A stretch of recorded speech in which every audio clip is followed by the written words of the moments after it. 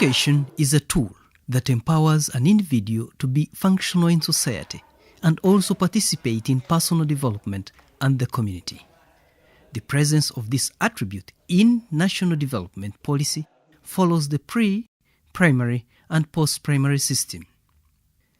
In its absence, there has to be a provision to empower an individual with an education that sets the future agenda.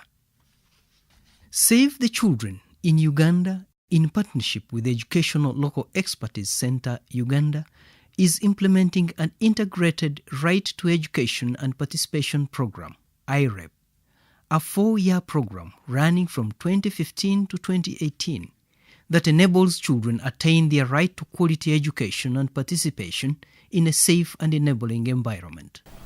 The community started the schools and they virtually had nothing to show. They were in grass thatched houses, under trees.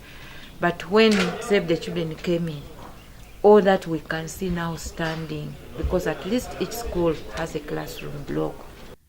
The program seeks to improve learning outcomes, literacy, numeracy, life skills and formal examination pass rates through improving the quality of the learning environment to make it child-centered, inclusive and above all, safe for all children. Before we started, we did a baseline to find out how are the schools performing. What was very clear to us was that the schools needed a lot of support. They needed a lot of quality enhancement, especially in the teaching and learning interventions. For example, one of the findings that we came across in one of the schools was that teachers were not able to identify between literacy and science and social studies. The Education Local Expertise Center, ELECU, and Save the Children Uganda are funded by the Norwegian Agency for Development Cooperation, NORAD, to implement improved literacy and numeracy in the child-centered alternative for non-formal community-based education Chance project in districts of Luwero, Nakaseke and Nakasongola. We go to the schools, we find the teacher whom we trained. Actually, we are training 3 teachers per school. That is P1 to P3. That is where the main focus is for literacy. Through the project and through our partnership with the district, we mobilized teachers who are in these schools. They underwent capacity building training, especially in participatory teaching. The Education Local Expertise Center works with the teachers, center coordinating tutors, school inspectors to facilitate child learning. The local governments monitor to fall in line with Ministry of Education and Sports curriculum. The non-formal primary education project supports government and communities to increase access, participation, retention of vulnerable children in school. This program, actually it's the Literacy Boost program. It targets early grade reading. Early grade is from P1 up to P3. So the partner we are working with, we gave them the responsibility to see that we lay the foundation, because subsequent acquisition of other skills depends on how well you set the reading foundation at the lower grade level.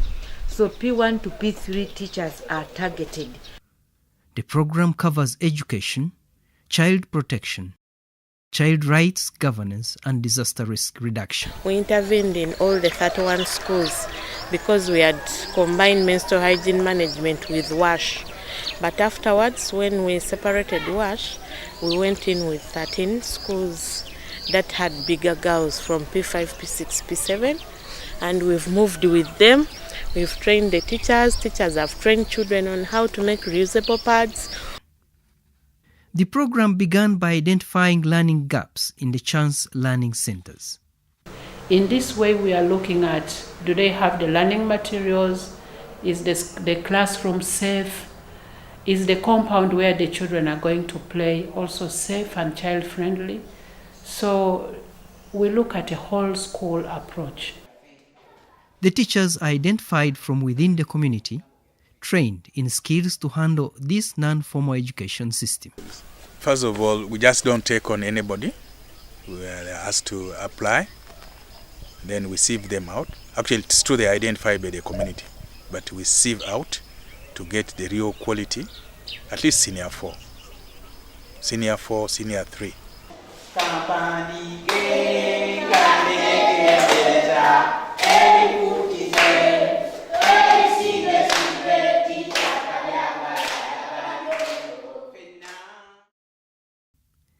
In this training, there is a set agenda by the Education Local Expertise Center to achieve quality education.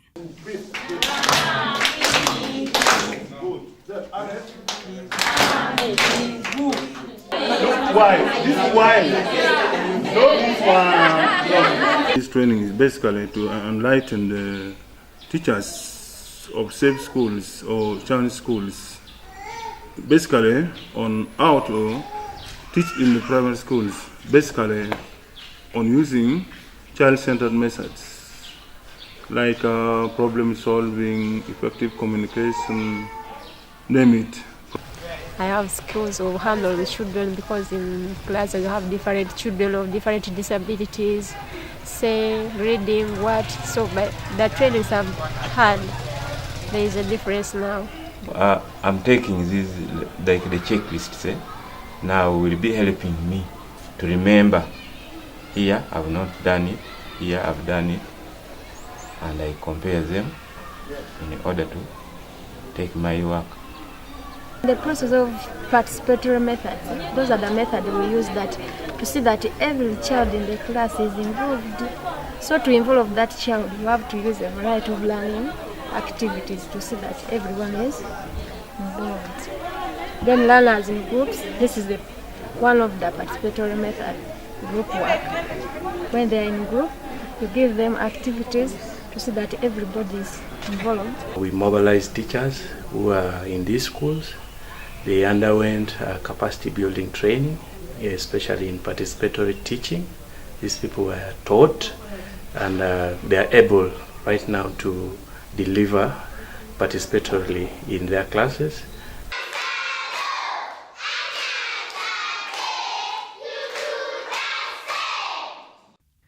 When the teacher trainees are in class sessions, they are supervised and assessed by a team from ELECU, Center Coordinating Tutors and District Education team to ensure they comply with the standards required under this arrangement. We do support supervision to these schools, both the government and these chance schools.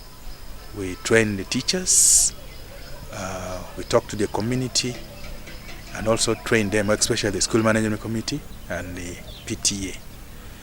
Then we find a time where we meet with the head teachers to address some of the challenges that we have seen during the support supervision. In many of these schools, the parents support the education of their children. At Chawakata Non-Formal, the parents held a meeting to address the well-being of their children.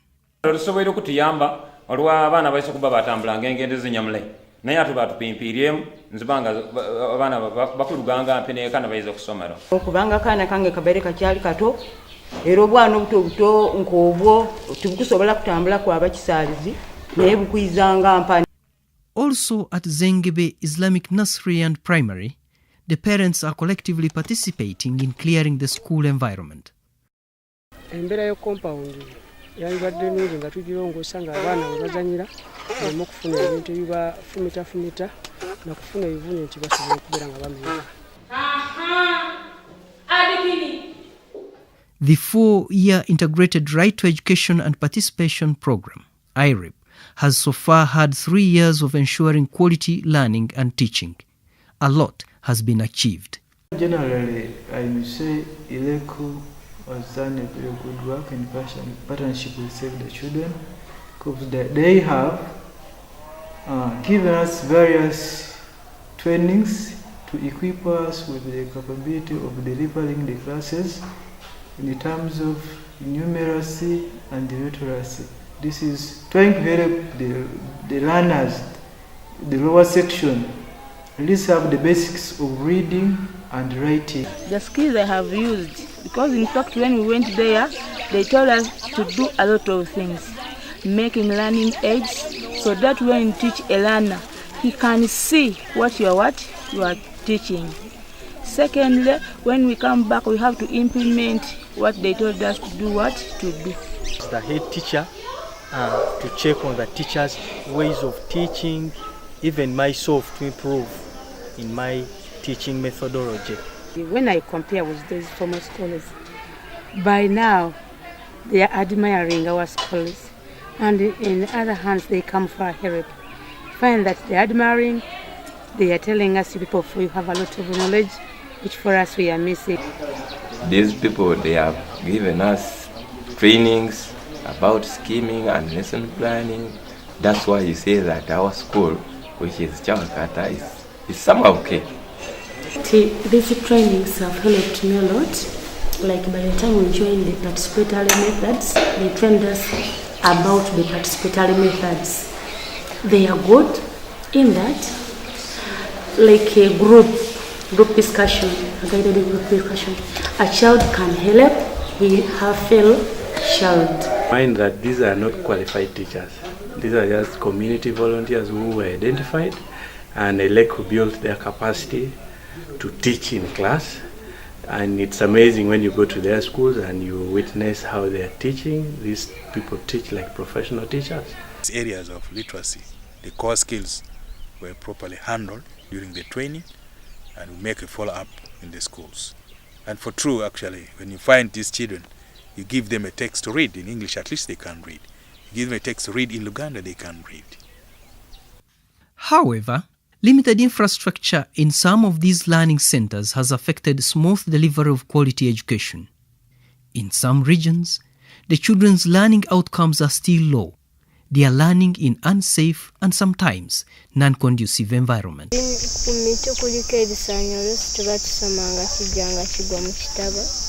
Omusanya ne gutooca oluusi enkuba n'ekisanga wabweru n'ekuba ebitabo byaffe n'ebitobo. Desiki ntono ze tulina, abaana tetulina bizimbe bimala, abaana basomera miti, bisaanyi bitugwira, abaana abasinga tetulina ngatto bali tulinya ku bisaanyi twala entunuka. As we see, we have permanent classes. There are 2 for primary and 1 for the ECD class. So other 5 classes, they are under 2 are under semi-permanent and others are under quiz. So this is a challenge because, like a teacher, when there is the environment around the people also contributes to his or her learning. The younger stars, we sing over the mountain. We sing, sing, sing all over the mountain. Oh, we are, the younger stars. We sing all over the mountain. We sing, sing, sing all over. Ebintu bitobye twagala kutuula naye ekifo kinyongogera era tusooka kusimulako abaana bajje katode era bufuuyirira ngamba gamba nedda madamu wano butonya ne ngamba nedda mujje tukole ki tutuule wamu katufunye embeera mbi n'olulala. Challenge is that we don't have structures. We teach under trees, yet we have our enrollment is not bad. On the compound where learning is taking place, sometimes even snakes are falling on the compound from the trees. So infrastructure in terms of classroom is very important. We also see that teachers are traveling long distances to schools.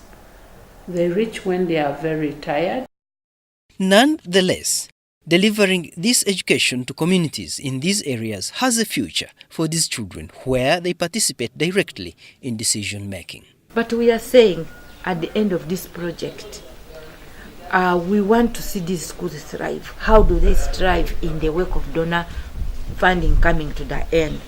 So we are already in talks with government. It is the most effective sustainable strategy we are looking at. Definitely the government will, because that's already a start, but the teachers are being paid and the community have been mobilized that in case the NGO leaves, they'll have to take it up. And not only that, actually, even the community have come in because they are paying the caregivers. So they are going to take up the responsibility. On the overall, the ultimate goal of promoting access to education is to prevent and respond to violations of child rights.